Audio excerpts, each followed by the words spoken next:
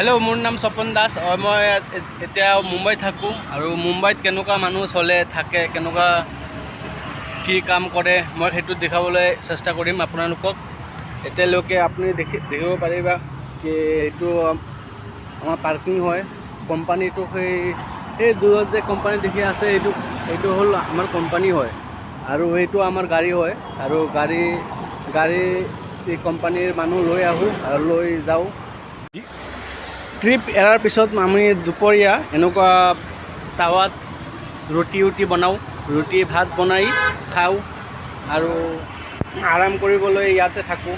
আমাৰ ঘৰ এনেকুৱাই লাগি আছে যেনেকুৱা মই ঘৰতে আছোঁ। এইটো মোৰ ঘৰ হয় আৰু এইটো গাড়ী হয়, কিন্তু মোৰ ঘৰেই। আৰু এইটো গছ গছনি আছে, গছ গছনিৰ তলত গাড়ী খাৰা কৰিছোঁ। ইয়াত গাড়ী আছে, চাব পাৰে। মানুহ নাই, মানুহ সকলো গাড়ীত বহি আছে আৰু বহি কোনো মানুহে খানা বনাই আছে, কোনো মানুহে ৰুটি বনাই আছে, কোনোবাই কিবা এটা কাম কৰিয়ে আছে।